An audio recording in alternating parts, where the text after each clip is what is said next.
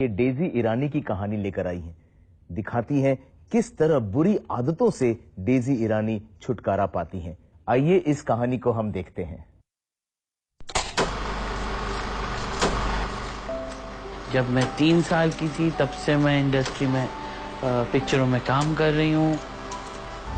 सब कुछ मेरे पास था मगर मेरे पास परमेश्वर नहीं था।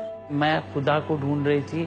बहुत सी बातें थी जो मुझे में क्वेश्चन था मगर मुझे कोई आंसर नहीं दे रहा था। फिर उसके बाद मेरी शादी हो गई, फिर मैं प्रेग्नेंट हो गई, पर मुझको आदत पड़ गई थी सिगरेट पीने की। बहुत सिगरेट पीती थी मैं, 60 सिगरेट्स पीती थी। I lost my baby because of cigarettes. बहुत कोशिश किया मैंने सिगरेट छोड़ने की। फिर एक सहेली ने मुझको बताया कि तुम मसीह को ट्राई करो। तो उन्होंने कुछ बातें समझाई मुझको, तो मैंने सुनी पर अनसुनी कर दी, क्योंकि मैं इतना थक गई थी ये सब काफी ढूंढ ढूंढ के खुदा को कि मैं एक किस्म से हार गई थी। नाराज थी, अपने आप से नाराज थी, अपने घर वालों से नाराज थी।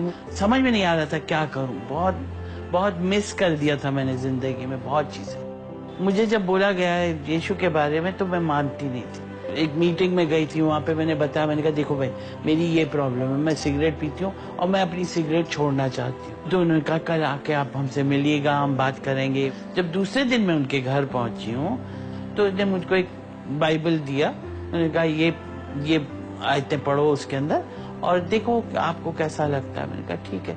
लेके गई, जाके बैठ के मैंने सिगरेट मेरे हाथ में ही थी, फिर मैंने उस सिगरेट को बुझा दी, लेकिन जला के। मैंने कहा देखो मेरे को नहीं मालूम, ये लोग बोल रहे हैं कि तुम सही मार्ग हो, तुम मेरी ये गंदी आदत छुड़ा सकते हो, तो मसीह अगर तुम में दम है तो मुझको तुम सही कर दो, और अगर मैं छोड़ दूंगी इसको तो मैं आपकी मुरीद बन जाऊंगी। फिर 3 दिन निकल गया, मुझको खुद को भी नहीं मालूम था कि 3 दिन हो गया और मैंने सिगरेट को हाथ नहीं लगाया।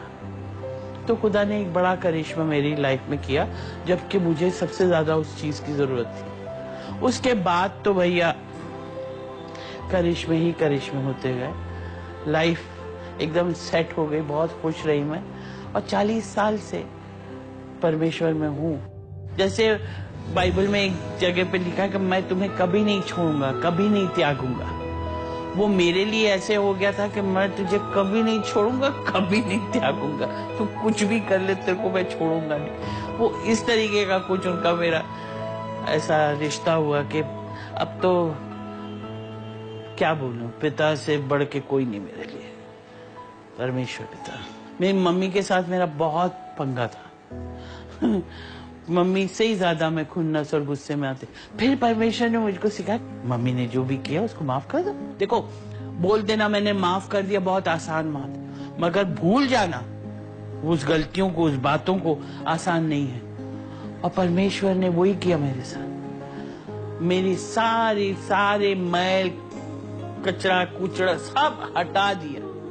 प्रभु के साथ तो बहुत ही अच्छी रही, मेरा बहुत बिगाड़ बीच में होता रहा, क्योंकि वही मैं बहुत खड़ दिमाग की गरम खोपड़ी वाली हूँ। ये तो थैंक गॉड कि जब तक मैं प्रभु में आ गई तो ये रिक्शा वाले अब आए हैं जाके बम्बई में। नहीं तो जब मैं मसीह में नहीं थी तो मैं उतर के टैक्सी वालों को मारती थी। कभी कभी गुस्सा आता तो प्रभु अभी बीच में बोलना नहीं कुछ भी, अभी पहले 2-3 हाथ मार लेने ने, बाद में तुझसे माफी मांग लूंगी। अब प्रभु ने पूरी तरह से कंट्रोल कर दिया, तो अब कोई जरूरत नहीं पड़ती है सब चीजों की। अब तो गुस्सा बहुत कम आता है। रोमन्स में लिखा है जो भी तुम्हारे साथ होता है जीवन में वो परमेश्वर के अनुसार, उसके आज्ञा के अनुसार ही होता है। मैं भरोसा रखती हूँ, विश्वास रखती हूँ कि मेरा परमेश्वर सब कुछ संभालेगा। अकेलापन लगता है पर मैं अकेली नहीं होती हूँ, क्योंकि हमेशा पवित्र आत्मा मेरे साथ होता है, हमेशा। खुदा का धन्यवाद है कि मैं अपने आप में आनंदित हूँ। तो मेरा तो ये डॉक्ट्रिन है, मेरा तो ये, अगर मैं खुदा में विश्वास करती हूँ तो मैं पूरी तरह से उसके ही चाल चलन पे चलूंगी, उस पे भरोसा रखूंगी। जैसे पौलुस बोलता है कि मेरे लिए सब कुछ कूड़ा है। जो भी मेरा था, जो भी मेरे पास था, जो भी मेरे ज्ञान बुद्धि समझ, वो मेरे लिए इट्स कूड़ा। आप इतना नाम कमाते और मर जाएं 6 महीने के बाद लोग भूल जाते हैं आपको। खत्म आपकी सक्सेस, बेकार। वो जैसे बोलता है ना, फिल्म इंडस्ट्री में क्या है, एंटरटेनमेंट एंटरटेनमेंट एंटरटेनमेंट। हमारे मसीह जीवन में क्या है, मसीह मसीह और सिर्फ मसीह।